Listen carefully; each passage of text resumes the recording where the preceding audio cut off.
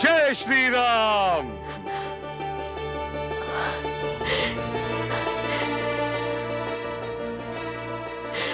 पुत्र, माते, प्रणाम। पुत्र, सब सकुशल तो है ना? मैं तो सकुशल हूं, परंतु लंका वासियों की कुशलता नहीं है। मैंने लंका का दहन कर दिया है माते, और अब मेरा यहां से जाने का समय आ चुका है। आज्ञा दीजिए। पुत्र, तुम आए थे तो मेरे मन में प्रसन्नता छा गई थी। अब तुम चले जाओगे तो मेरा मन फिर से उदास हो जाएगा। आपको अधिक प्रतीक्षा नहीं करनी पड़ेगी माते। इधर मैं प्रभु श्री राम के पास पहुंचा और उधर प्रभु श्री राम आपकी ओर चले। पुत्र, आर्यपुत्र से बस इतना कहना कि यदि उन्हें आने में 1 माह से 1 दिन भी अधिक हुआ तो वो मुझे जीवित नहीं पाएंगे। आप चिंता न कीजिए माता, बस मुझे प्रमाण स्वरूप कोई वस्तु दे दीजिए जिसे मैं प्रभु श्री राम को दिखाकर संतुष्ट कर सकूं कि मैं आपकी सेवा में आया था और आपसे मिला था।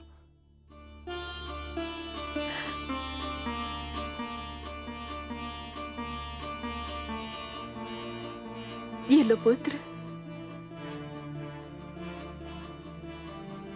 इसे देखते ही आर्यपुत्र पहचान जाएंगे। आज्ञा माते। जय श्री राम।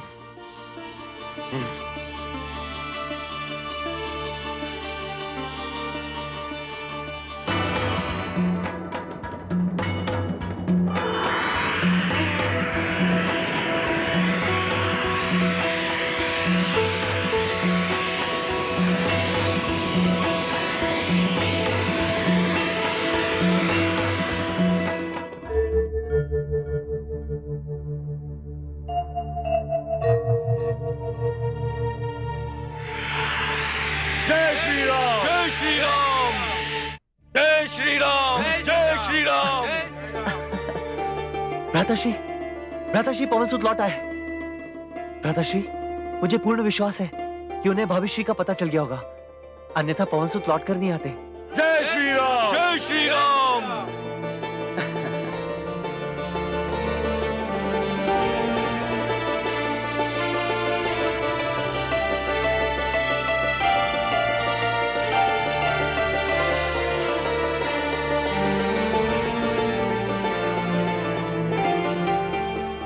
सब कुशल तो है पवनसुत? जहां प्रभु श्री राम हो वहां सब कुछ कुशल ही होगा। शीघ्र बताओ पवनसुत, क्या समाचार लाए?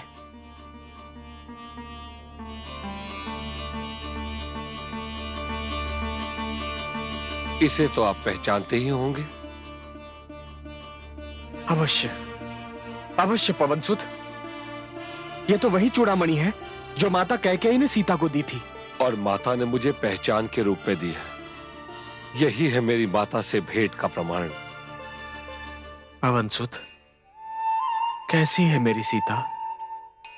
हे श्री राम, यदि श्वास के अवगमन का नाम जीवन है तो वह जीवित हैं। प्राण शरीर का साथ इसलिए नहीं छोड़ रहे क्योंकि उनके अधरों पर आपका नाम है, आंखों में आपका चित्र है और मन में आपका ध्यान है। परंतु उन्होंने कहा है कि यदि आपको उनके पास आने में 1 माह से अधिक विलंब हुआ तो वो अपने प्राणों को शरीर छोड़ देने का आदेश देने पर विवश हो जाएंगी।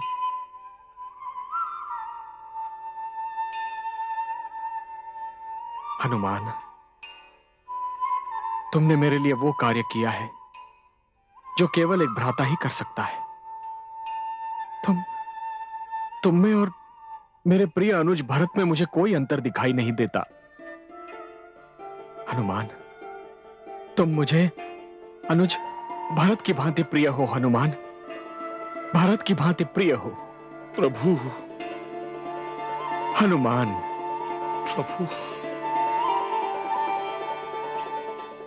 जय श्री राम राम राम। आपने मुझे इतना मान सम्मान दिया तो मेरी एक विनती भी सुन लीजिए।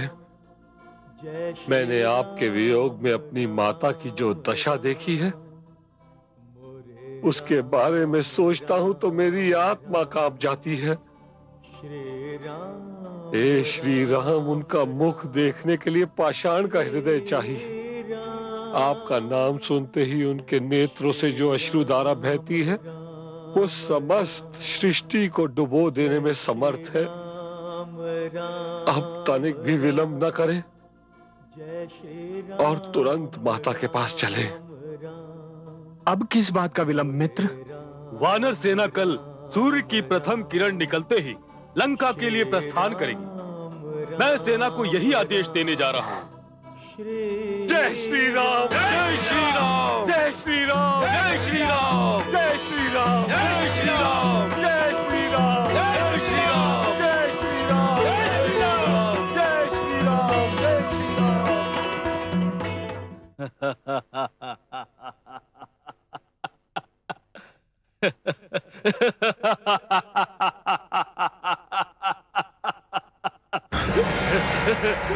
श्री काल, तूने मेरी निद्रा में विघ्न डाल दिया। ये कोई हंसने का समय है? तू सत्य कहता है। ये मेरे हंसने का समय नहीं, तेरे रोने का समय है। तेरा अंत तेरा पता पूछ कर घर से निकल खड़ा हुआ है। मैं उसके पैरों की चाप सुन रहा हूं। तेरी ओर बढ़ता हुआ उसका हर पग तेरे जीवन का एक क्षण कम कर रहा है। संभल जा।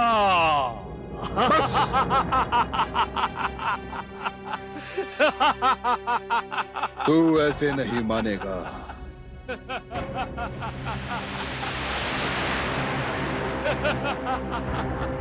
ऐसे नहीं मानेगा तू।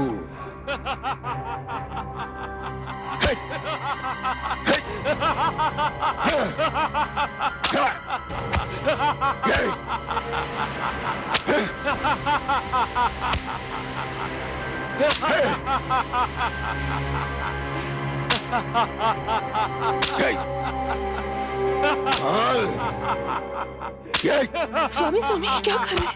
इसका यही दंड है महारानी। अपना हाथ रोक लीजिए। स्वामी, मेरा दायां अंग फड़क रहा है। न जाने आज इसकी वाणी में क्या बात है जो मुझे भयभीत कर रही है। आज कुछ न कुछ अशुभ होने वाला है स्वामी। मैं आपके आगे हाथ जोड़ती हूँ। कुछ न कुछ अशुभ होने वाला है स्वामी। क्या कहा आपने? अशुभ? ये तो पागल था ही, और अब आपके अंधविश्वास ने आपको भी पागल कर रखा है।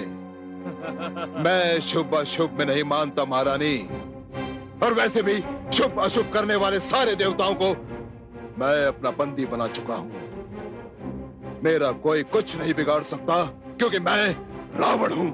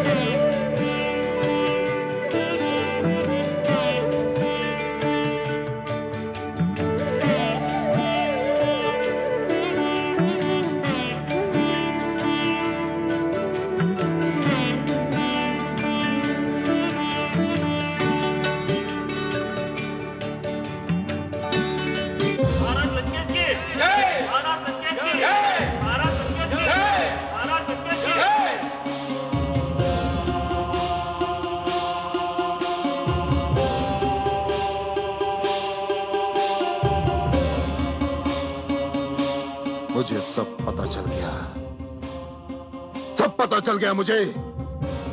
पूरी लंका उस वानर का गुणगान कर रही है जो लंकापति रावण की सोने की लंका उजाड़ कर चला गया।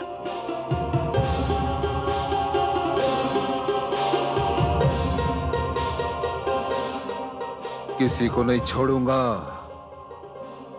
मैं किसी को क्षमा नहीं करूंगा। उन्हें ऐसा दंड दूंगा जो उन्हें सदैव स्मरण रहेगा। अमर लंकेश की जय हो। गुप्तचर समाचार लाए हैं कि वानरों की विशाल सेना ने सिंधु सागर के तट पर डेरा डाल दिया है और वहीं जमी रहेगी। सेना कितने भी विशाल क्यों ना हो, किंतु वह सिंधु सागर को पार नहीं कर सकती।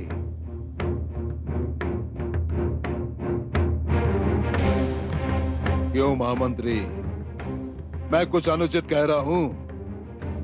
अनुचित शब्द तो मेरे सम्राट के मुख तक आने का साहस नहीं कर सकता। लंकेश सत्य है, सत्य कहते हैं और सत्य ही सुनते हैं। कोई सेना मेरे लंकेश का बाल तक बाका नहीं कर सकती। वो सेवक भी सत्य कह रहा है। सुना तुमने अनुज विभीषण कि महामंत्री क्या कह रहे हैं? क्षमा चाहता हूं भ्राताश्री। मंत्री, वैद्य और गुरु ये तीन जब राजा के भय से झूठ बोलने लगे और राजा की हां में हां मिलाने लगे तो समझ लीजिए कि राजा का विनाश निकट है। विभीषण, क्या कह रहे हो तुम? एक बार फिर क्षमा चाहता हूं भ्राताश्री, किंतु कड़वा सच मीठे झूठ से अच्छा है। एक ही वानर और लंका का सर्वनाश करके चला गया। मैंने तो सुना है भ्राताश्री कि सिंधु तट पर जो सेना एकत्रित हुई है उसमें अनगिनत ऐसे ही शक्तिशाली वानर हैं। उनसे भिड़ना उचित न होगा। तो तुम्हारा परामर्श ये है कि मैं रावण, लंकापति रावण, लंकेश रावण, उनसे भयभीत हो जाऊं? नहीं भ्राताश्री, मेरा परामर्श है कि उनसे युद्ध न करें। क्यों? क्योंकि लंका की प्रजा युद्ध के पक्ष में नहीं है भ्राताश्री, और मैं आपसे यही कहने आया हूं कि प्रजा युद्ध नहीं चाहती। प्रजा प्रजा युद्ध नहीं चाहती। तो मुझे यह बताओ अनुज कि प्रजा युद्ध करती कब है? युद्ध तो राजा चाहता है, युद्ध शासक चाहते हैं, और युद्ध तो सैनिक करते हैं अनुज।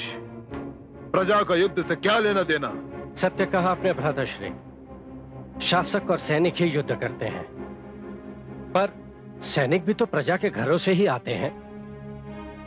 भ्राताश्री, जब रणभूमि में अग्नि भड़कती है तो घरों के चूल्हे ठंडे पड़ जाते हैं।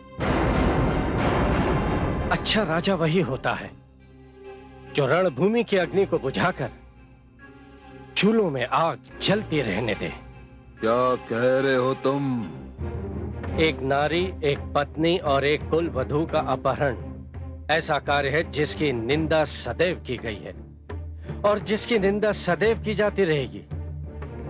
भ्राताश्री, आप तो महान हैं, और जब महान अपना सिर झुकाता है तो महानता का सिर और ऊंचा हो जाता है। विभीषण! भ्राताश्री, अब भी कुछ नहीं बिगड़ा। जनक नंदिनी को लेकर श्री राम के पास जाइए, उन्हें उनकी पत्नी लौटाकर अपने पाप का प्रायश्चित कर लीजिए। मैं स्वयं श्री राम से नहीं मिला, परंतु सुना है कि उनका हृदय सिंधु सागर से भी विशाल है। वे स्वयं दया के सागर हैं। वे अवश्य आपको क्षमा कर देंगे। बस! तुम्हारी कायरता प्रेम की सीमा लांघ कर मेरे क्रोध के क्षेत्र में प्रवेश कर चुकी है। मुझे आपके क्रोध से अधिक आपके कल्याण की चिंता है भ्राताश्री। मेरी आपसे विनती है कि आप श्री राम की शरण में चले जाइए। धूर्त!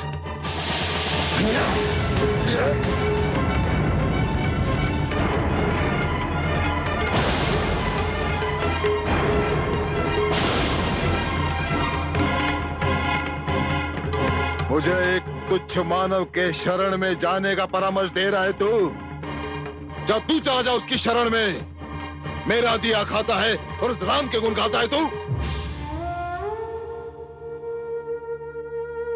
आप बड़े हैं, आपने मुझ पर चरण प्रहार किया, मैंने बुरा नहीं माना, किंतु भ्राताश्री,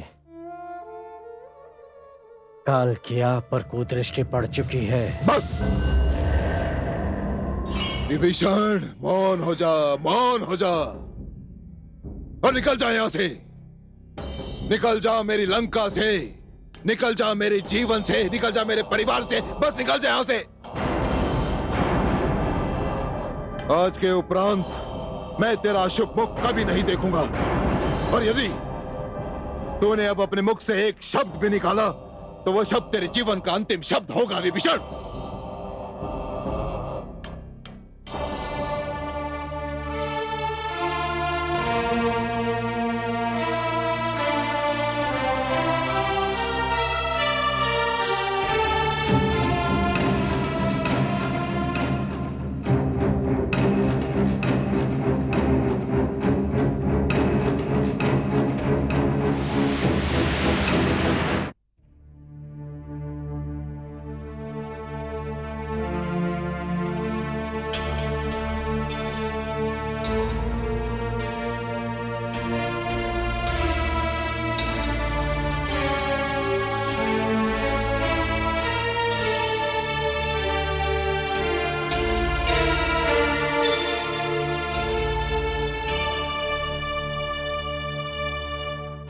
ठहरो, कौन हो तुम?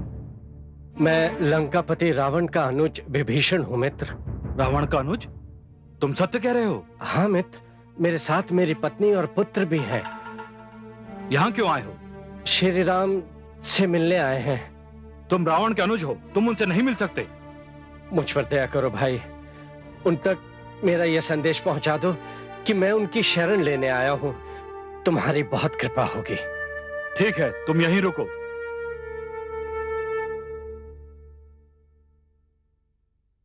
महाराज सुग्रीव की जय हो।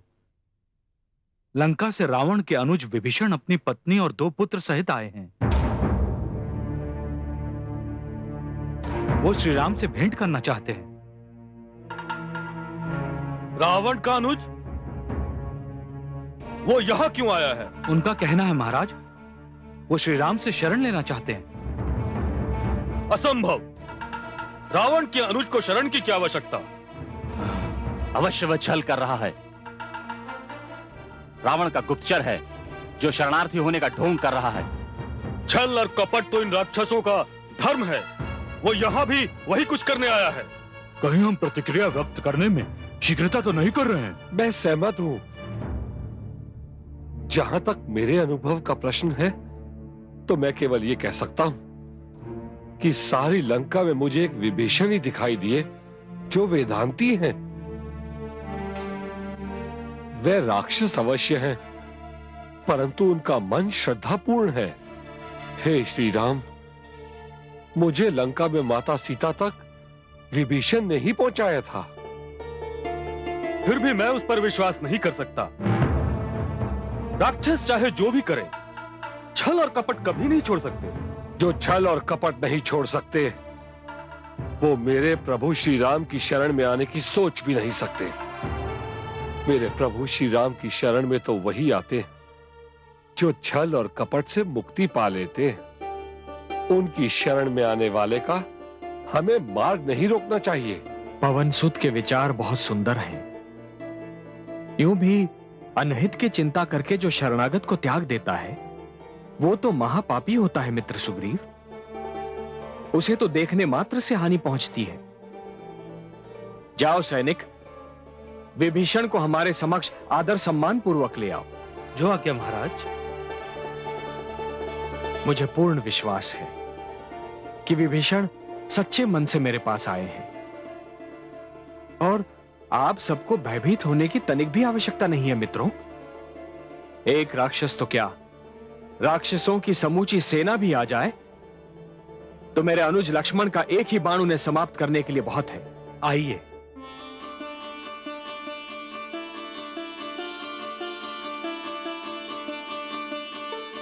जय श्री राम। जय श्री राम राम राम।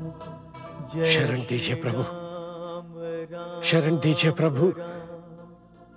जय श्री राम राम राम। शरण दीजिए प्रभु। राम राम राम। मेरे अहोभाग्य प्रभु, आज मैं उनके दर्शन कर रहा हूं जिसका ध्यान मात्र संसार के समस्त दुखों से मुक्ति दिला देता है।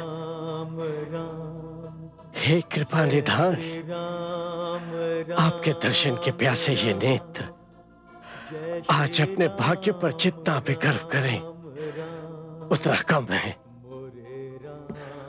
मुझे अपनी शरण में ले लीजिए प्रभु।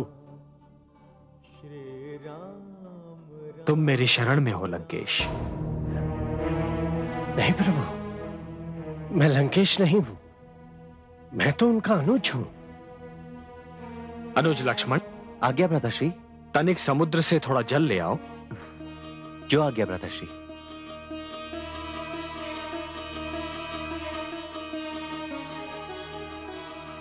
मैंने तुम्हारी प्रशंसा पवनसुत से सुनी, और पवनसुत हनुमान जिसकी प्रशंसा कर दें उसकी महानता पर संदेह नहीं किया जाता।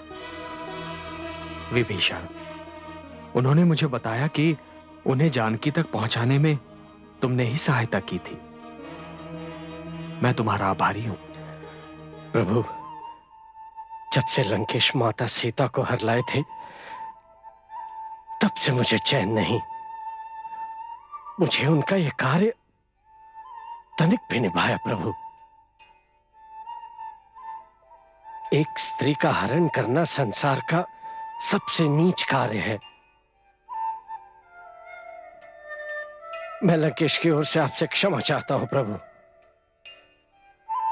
विभीषण, वो राजा जो राजधर्म से विमुख हो जाए उसे राजा बने रहने का कोई अधिकार नहीं है। एक दुराचारी, अत्याचारी, व्यभिचारी, छल कपट करने वाला, प्रजा के अधिकारों का हनन करने वाला व्यक्ति राज सिंहासन पर बने रहने का उसे कोई अधिकार नहीं है। रावण विद्वान अवश्य है, किंतु विद्या ने उसे कोई लाभ नहीं पहुंचाया, क्योंकि वो अहंकारी भी है। रावण वो वीर है जिसमें नम्रता नहीं है, और विभीषण वो वीर जिसमें नम्रता ना हो, वो वीर दिखाई नहीं देता।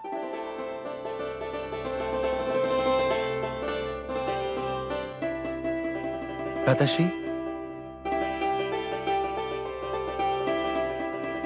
ये जल। विभीषण, लंका के सिंहासन के लिए रावण योग्य व्यक्ति नहीं है।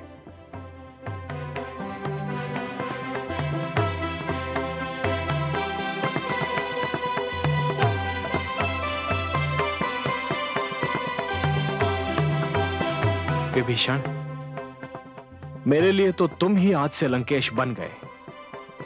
संसार अब से तुम्हें ही लंकेश मानेगा।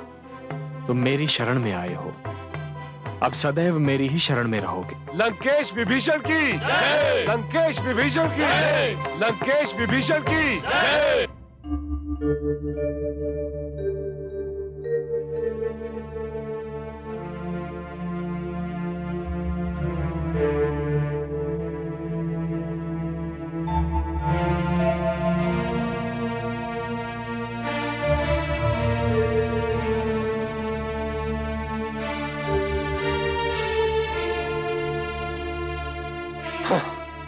मैं चाहूं तो एक एक करके अपने सारे सैनिकों को सागर पार ले जाऊं, परंतु इसमें कम से कम 1 मास लग जाएगा और समय ही हमारे पास नहीं है।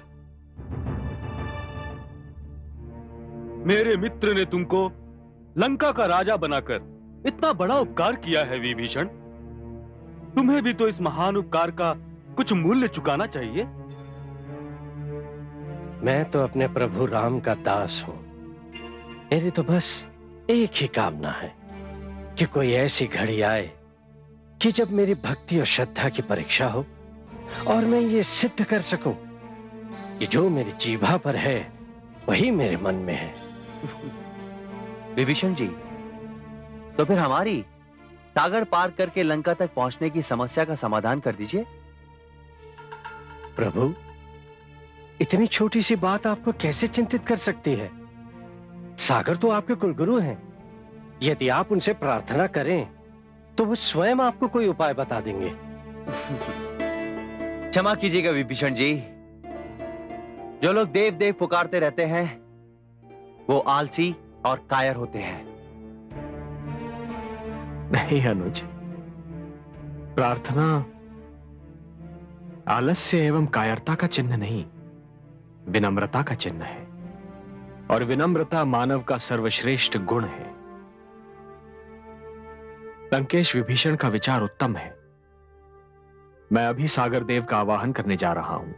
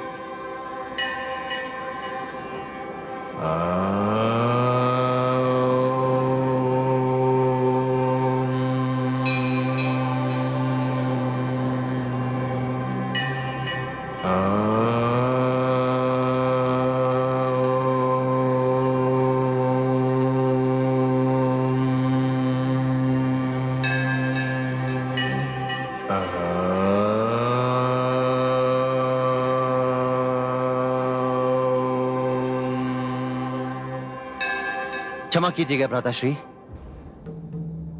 विनम्रता की भी कोई सीमा होती है। आपको इन सागर देव की आराधना करते हुए पूरे 3 दिन हो चुके हैं, किंतु इन सागर देव को देखिए, आपकी सुनी अनसुनी कर रहे हैं।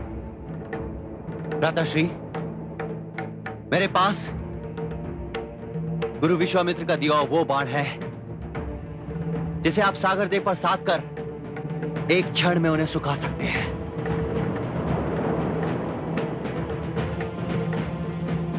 ये लीजिए भ्राताश्री, साधिए इसे सागर देव पर।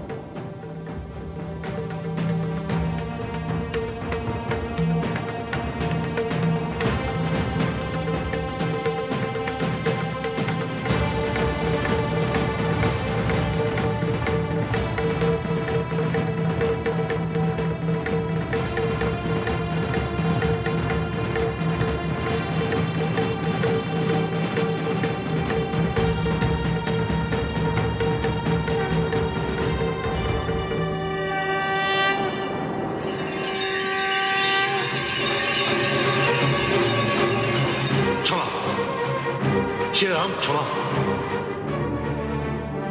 क्षमा श्री राम क्षमा। हे सागर देव, जिस प्रकार केले का पेड़ सींचने से नहीं काटने से ही फलता है, उसी प्रकार जब मैंने अपना धनुष बाण उठा लिया तब आप आ पहुंचे हैं। हे श्री राम, आप तो मर्यादा पुरुषोत्तम हैं और उसी मर्यादा का पालन करते हुए मैं यहां बैठा 3 दिनों से आपकी स्तुति कर रहा हूं सागर देव, आपका आवाहन कर रहा हूं। मर्यादा यही कहती है कि यदि कोई याचक दीन होकर सहायता की याचना करने चला आए तो उसकी सहायता करने में 3 पलों का भी विलंब नहीं होना चाहिए। हे मर्यादा पुरुषोत्तम, आपने सत्य कहा। मैं लाख विशाल सही, किंतु मेरे जल में तो लवण भरा है। सभी प्यासे जानते हैं, इसलिए मेरे द्वार पर कोई भी अपनी प्यास बुझाने नहीं आता। मुझे आने में विलंब हुआ, यह उसी लवण का प्रभाव था। मेरे अंतर में तो रत्न भरे पड़े हैं, किंतु कालकूट विष भी मेरे ही अंतर में था। मुझे क्षमा करें, आपके बाण से मेरी विशालता समाप्त हो जाएगी। मैं जलकर सूख जाऊंगा और आपकी सेना पार उतर जाएगी। किंतु मेरे आश्रित लाखों प्राणी जलकर सूख जाएंगे। अब जैसी आपकी इच्छा हो वैसा आप करें, मैं शरणागत हूं। हे सागर देवता, मुझे कोई ऐसा सरल उपाय बताइए जिससे मेरी ये समस्त सेना सागर के उस पार उतर जाए। हे श्री राम, वानर सेना में नल और नील नाम के दो भाई हैं। उन्होंने एक महान आचार्य से अपने बाल्यकाल में किसी भी वस्तु के भार को हल्का कर देने की शिक्षा पाई।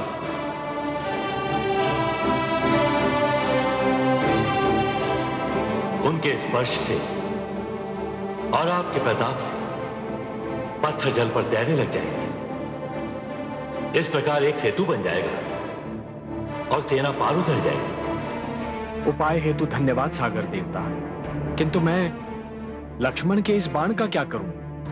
यह तो प्रक्षेपास्त्र है, इसे लौटाया नहीं जा सकता।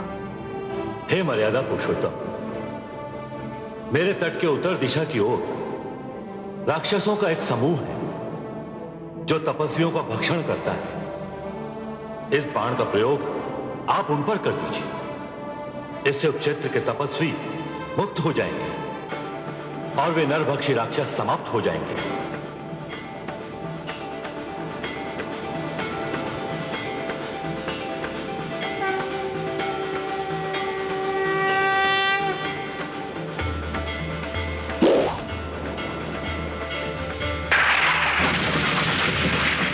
जय श्री राम, जय श्री राम, जय श्री राम, जय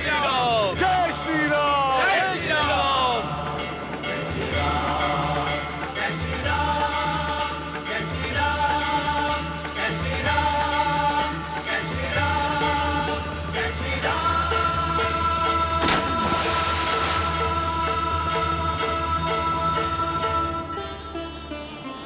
पवनसुत, ये क्या रहस्य है?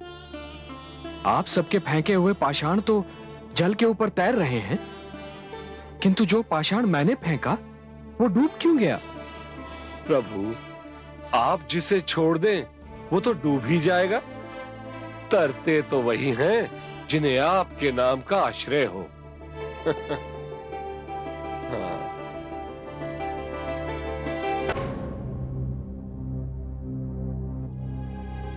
लंकेश की जय हो, लंकेश की जय हो। राम अपनी वानर सेना सहित सिंधु सागर पार उतर चुका है।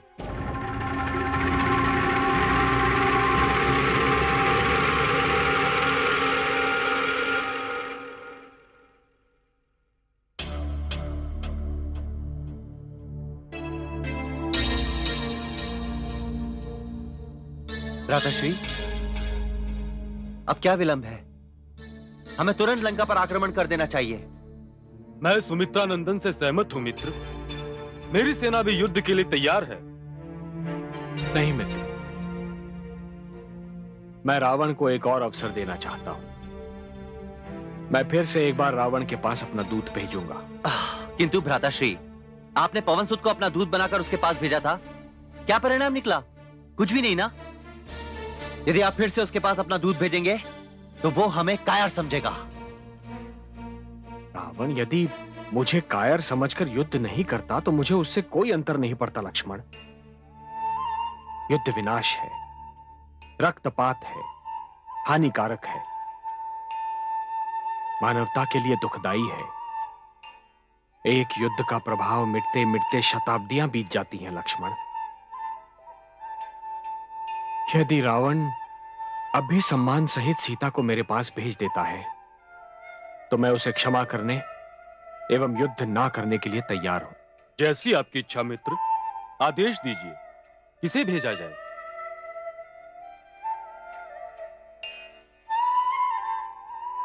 मेरे विचार में युवराज अंगद ही इस कार्य के लिए सबसे उचित है। मेरे अहोभाग्य, जो आपने मुझे चुना, मुझे आशीष दीजिए प्रभु। यशस्वी भव, यशस्वी भव। जय श्री राम।